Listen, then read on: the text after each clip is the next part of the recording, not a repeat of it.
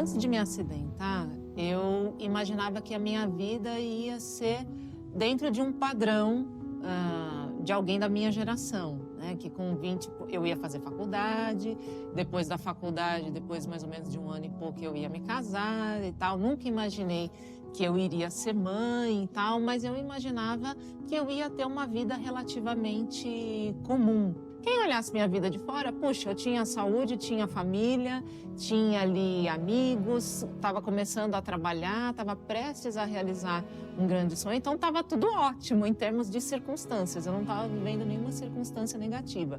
Mas o meu mundo interno, ele estava caótico, né? Então eu estava passando por uma depressão importante, mas eu não sabia que eu tinha depressão. Então eu estava sofrendo, eu não falava para ninguém. E a depressão afeta todas as áreas da vida, né? Então impactou todos os meus relacionamentos. Mas quando alguém me perguntava, e aí, Fernanda, tudo bem? Ah, tudo ótimo. E por dentro eu tava só o caquinho. Um ônibus que transportava 48 jovens, a maioria com cerca de 20 anos, perdeu o freio na rodovia Floriano Rodrigues Pinheiro, que liga Taubaté a Campos do Jordão, no Vale do Paraíba. O acidente aconteceu em 10 de maio de 1998. E uma amiga que fazia tempo que eu não via me convidou para um congresso de jovens que aconteceria lá. Eu não me animei por causa do congresso, mas me animei por causa da cidade. E algumas igrejas se reuniram da Zona Norte aqui de São Paulo. Da minha igreja só eu fui, mas eu tinha amigos aí que estavam organizando e foi fretado um ônibus para que nós fôssemos para lá. E quando nós voltamos para São Paulo, o ônibus perdeu o freio na descida ali, voltando, né? E eu estava no fundo do ônibus ali com o pessoal, quando um dos meninos veio e falou assim, gente, se segura porque o ônibus perdeu o freio. E o que aconteceu depois disso foi muito rápido, pelo menos a percepção que eu tive, né? Eu olhava pela janela e parecia assim aquela cena de filme, né? De tudo passando muito, muito rápido, porque o motorista, no seu nervosismo, ao invés de ele jogar o ônibus contra a encosta, ele decidiu continuar descendo. E ele não conseguia reduzir a marcha, não conseguia frear, então nós embalamos, ganhamos cada vez mais velocidade. Ele foi fazendo curvas cada vez mais abertas para não capotar, até que a gente estava descendo a serra ali na contramão. Até que eu senti o ônibus levantando, porque o que aconteceu foi que, num dado momento, um carro vinha subindo em direção à cidade. Então, para não colidir de frente, o motorista decidiu capotar o ônibus para o lado esquerdo. Era isso que eu estava sentindo, né? E quando eu senti que o ônibus ia capotar, eu virei para frente, estendi meu braço para segurar ali e apaguei.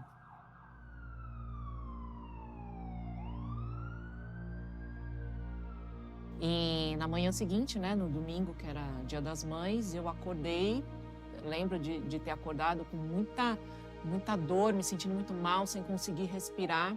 E eles não me limparam, nada, então eu estava com um resíduo de sangue, de galho, de tudo que vocês possam imaginar. Então foi um choque muito grande para os meus pais, né?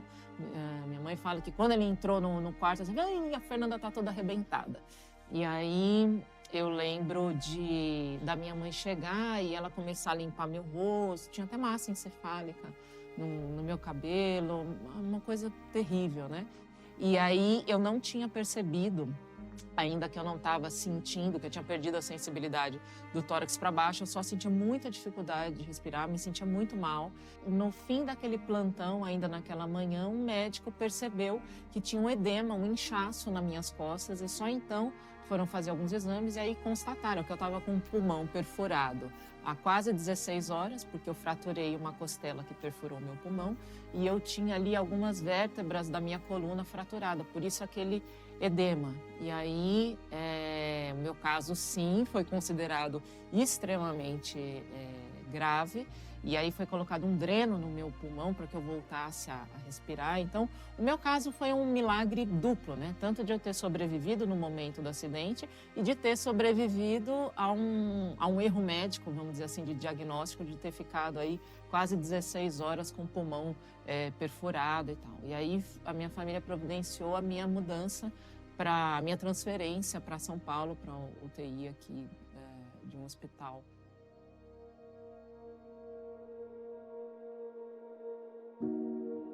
O processo que eu passei depois da cirurgia, até descobrir que de fato eu não voltaria a andar, foi um processo longo se comparado ao de outras pessoas, né? Não dava para saber a extensão ali, mas o que já se sabia, mas eu não sabia, era que não teria nenhum tipo de cura, porque a medula, assim como o nosso cérebro, é formado por neurônios. E o neurônio é diferente de uma célula, por exemplo, da pele, que se recupera. Então, quando um neurônio morre, não tem reserva. Então, por isso a lesão é definitiva. Mas eu não sabia e eu tinha certeza absoluta que aquela condição que eu estava vivendo ela era temporária. Porque como assim eu ia ficar sem andar, sem me mexer, usando fralda, sem controle de bexiga, de intestino e tal? Então, isso seria, assim, impensável. Então, o meu processo foi, primeiro, de total desconhecimento do assunto, depois de entender que a medicina não ia me ajudar, mas que eu precisaria cuidar do meu corpo de uma maneira diferente para o restante da minha vida. Mas mesmo assim eu continuava acreditando que eu ia ser cadeirante durante uma fase, porque se a medicina não podia fazer nada, Deus sempre pode. Então eu não desanimei ali. Então durante os 3 primeiros anos eu confiei que de alguma maneira alguma coisa ia acontecer. E eu costumo dizer que eu fiz todas as experiências de oração que você possa imaginar. E aquelas que você não imaginou, essa eu fiz também. Fiz todas e tal, né? Só que depois de 3 anos eu percebi que Deus, apesar de poder todas as coisas, por algum motivo, Ele não quis. Só 3 anos depois doeu. Doeu não pelo fato de Deus ter falado não pro meu pedido, mas doeu porque eu não tinha perspectivas. 3 anos depois eu tinha 21 anos, a minha vida consistia em fisioterapia e em nadar, porque eu já estava nadando nessa época e tal, tinha ingressado no esporte paradesportivo, né, como a gente costuma chamar, mas a minha vida era muito solitária, eu não tinha perspectiva, então eu não tinha vida social, não tinha vida acadêmica, não tinha vida profissional. E ter uma deficiência custa dinheiro, e não custa pouco dinheiro, né? Para que você tenha, de fato, qualidade de vida e tal. Então, foi isso que me baqueou, né? Falei, nossa, para que eu sobrevivi se eu não tenho perspectiva de construir a minha vida? Então, foi nesse momento que eu até brincava com a minha mãe que eu queria ir para a tumba fria e tal, né? E era objeto de brincadeira, até que num dia minha mãe, com a voz embargada, falou assim, ai, Fernanda, seria muito difícil sem você.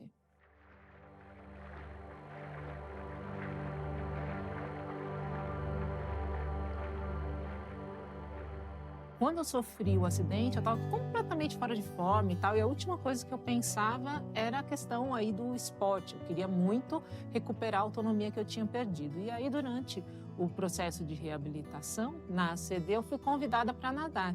E num primeiro momento não me interessou, mas eu topei aquela oportunidade e comecei então a nadar com outras pessoas que tinham nascido ou como eu, em algum momento da vida, adquirido uma deficiência física. E a primeira vez que eu entrei numa piscina para nadar, de fato, depois do acidente, foi muito impactante. A pessoa que estava comigo, a educadora física, disse que agora sem a propulsão das pernas, né, meu quadril ia afundar, então eu ia nadar com arrasto ali das pernas, eu ia ter que fazer muito mais força com os braços, mas que ela estaria ali ao meu lado, para eu dar 1 ou 2 braçadas para ver como é que ia ser a minha adaptação. E aí eu dei 2, 3, 5, 7, 10, atravessei a piscina, que era bem pequenininha, né? E aquele momento foi mágico para mim, porque era a primeira vez que eu saía de um ponto a outro sem precisar de nada nem ninguém.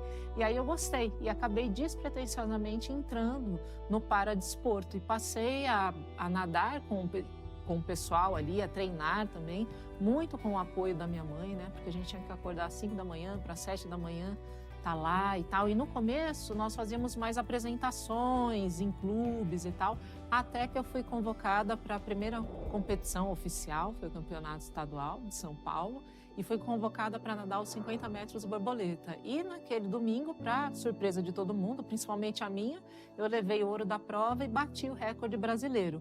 E me tornei recordista brasileira durante os 5 anos que eu fui atleta, né? O recorde ficou comigo e a partir daí eu fui então escalada para participar de competições maiores e tal.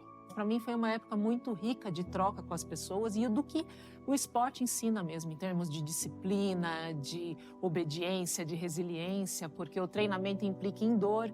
Então, todo atleta de alto rendimento treina com dor para alcançar um objetivo. Então, o esporte ensina demais. Foi uma época muito rica em todos os sentidos.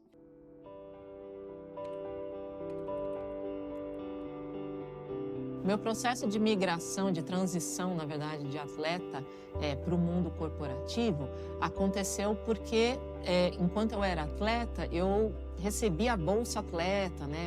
Como profissional, eu era assalariada, né? E eu costumo dizer que quando eu entrei para a seleção, eu fiquei pobre, né? Porque a realidade do atleta no Brasil, e ainda mais, isso a gente está falando do começo dos anos 2000, é uma realidade bastante desafiadora. E eu já sabia que a longo prazo ser atleta não era viável. Então eu me aposentei das piscinas e aí vieram muitas mudanças na minha vida, porque eu morava com os meus pais na Zona Norte de São Paulo, trabalhava na Zona Sul e estudava mais ou menos no centro, porque agora eu estava no último ano da faculdade. Então ficou inviável. E aí com 27 anos eu saio da casa dos meus pais, vou morar com uma amiga próxima ao trabalho. E aí não tinha mais mamãe querida para me socorrer, né? Então, ou eu me virava ou eu me virava, porque a minha amiga trabalhava o dia todo, eu trabalhava o dia todo e estudava à noite. Então, essa foi a grande virada da minha vida, né? Que o trabalho me proporcionou. Num primeiro momento, trabalhando como assistente executiva bilíngue, né? Trabalhei durante muitos anos nessa área,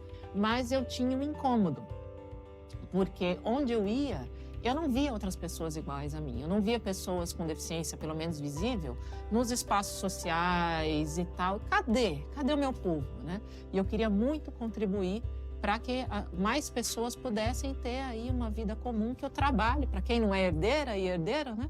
A única maneira da gente ter autonomia é através do trabalho.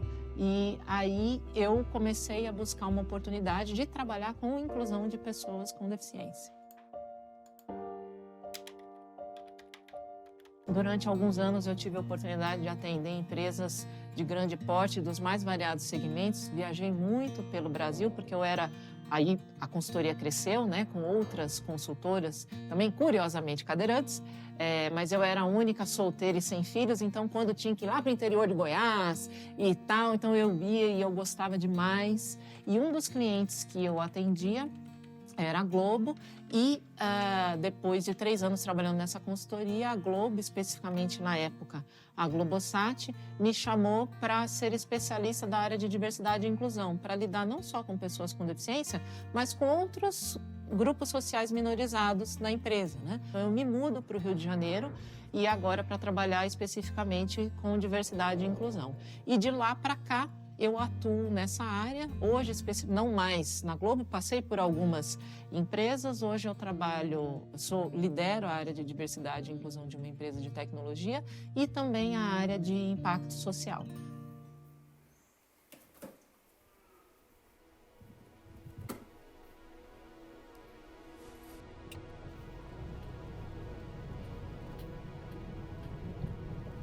O processo de olhar para a vida de uma maneira diferente, de aproveitar a vida como ela é, foi um processo gradual, né? Então eu tenho muita gratidão à Jaqueline, que foi uma das pessoas, não foi somente ela, mas naquele momento foi a pessoa mais importante para me tirar ali do casulo onde eu estava, né?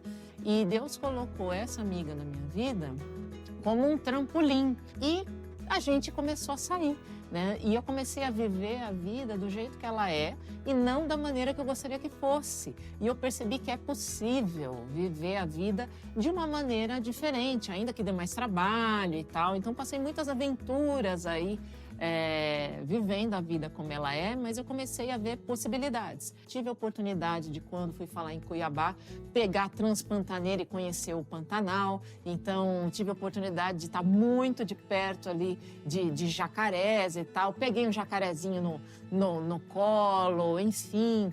Quando eu fui para Manaus, tive o privilégio de fazer passeios de barco ali, e me enrolar com uma sucuri. Quanto mais eu fui me permitindo viver a vida do jeito que ela é e não como eu gostaria que fosse, mais a minha vida, que era tão limitada, foi expandindo, né? E eu também comecei a aprender a ser mais independente, a cuidar de mim.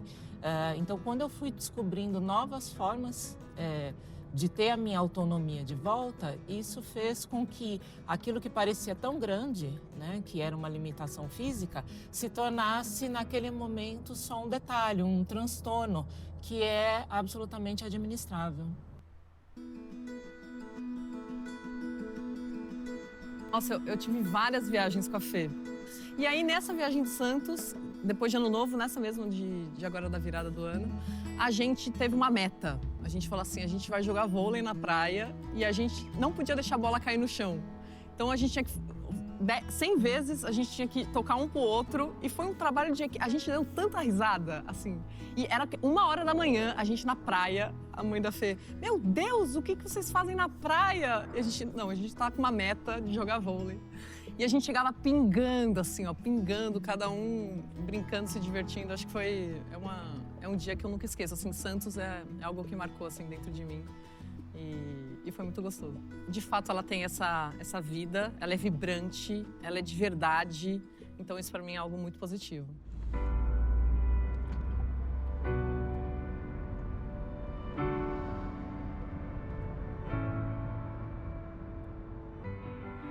Olha, eu acredito assim de todo coração que a felicidade ela está sobre um tripé, né? E esse tripé é composto por Deus, pessoas e oportunidades. Então, qualquer pessoa que se permitir aí que Deus seja o centro da sua vida e amar as pessoas, começando por aquelas que a gente já tem, e depois esse ciclo vai ampliando, né? Porque pessoas amáveis acabam ampliando o seu ciclo de afetos. E quando a gente aproveita as oportunidades que aparecem, ainda que não seja exatamente para fazer aquilo que a gente mais gostaria, não tem como a vida dar errado. Então, o tripé da felicidade, para mim, é composto por Deus, pessoas e oportunidades.